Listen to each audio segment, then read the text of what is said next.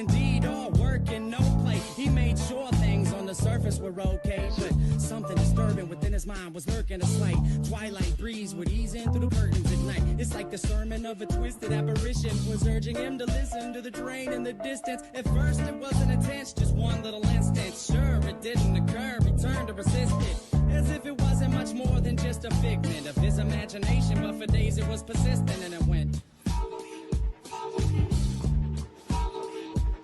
and it got louder.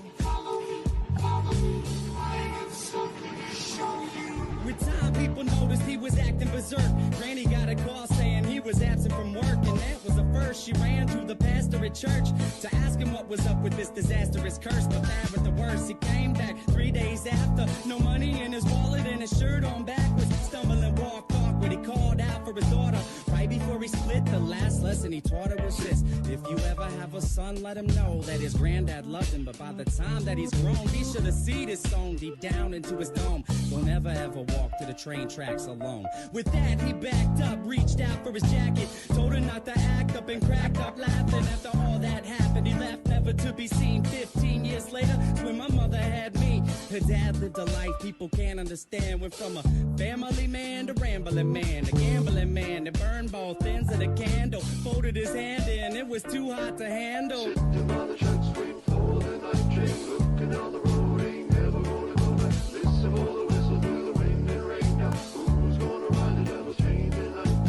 Sitting by the tracks, waiting for the night train, looking down the road, ain't never gonna go back. Listen for the whistle through the wind and rain. Now who's gonna ride the devil's train tonight? When I was a child, my mom dropped fables and stories to warn me of the dangers that were laying before me. To keep it interesting, she would hide the lesson, to guide my direction, provide the right message. In time, I developed a sense of her embellishments, hence I was rebellious against what she was telling me. When I was a teen, I pretended that my demons were friends. I defended the place, yo, and that was the case. Slurred speech dripping off of my face. The world creeped as I slipped to the awfulest place you could imagine. Not the average things you see on acid. My granddad bloody hovering on a speaker cabinet, laughing in a raspy tone, covered in maggots. A snack on his mask to the bone, I couldn't grasp it. Did it double dismount off of the couch, flipped out, broke the closest window I found, then I dipped out. Suddenly, I discovered little voices mumbling up in my head. It had me wondering, what was it my mother said back when I was younger? It had my brain racked as I stumbled off of the night towards the train tracks. Sitting by the tracks, waiting for the night train, looking down the road, ain't never gonna go back. Listen for the whistle through the wind and rain. Now who's gonna ride the devil's train tonight? Sitting by the tracks, waiting for the night train, looking down the road, ain't never gonna go back. Listen for the whistle through the wind and rain. Now who's gonna ride the devil's train tonight? So there I was, stalking through the dark with the buzz. I figured I should walk, that'll ease me off of these drugs. It's like a shark had to keep moving, instead of be ruined. If I sat still, I was doomed, and that wasn't doing. So I marched through the park, slow gone like Donnie Darko. The sparkle of the starlight glowed like charcoal. Despite my demeanor, the night seemed more serene than a morphine fiend in the morgue. It seemed like I lost it. That was when my grandpa's carcass emerged from the dark,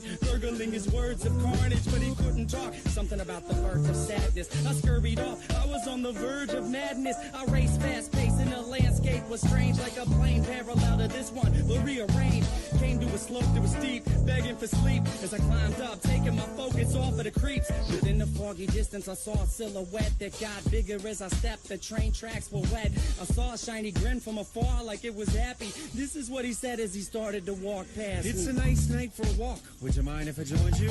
Do what you wanna do. Well, that's great, cause I'm going to. And not to annoy you, but see, I really have to ask what a young dude like you's doing out by the tracks.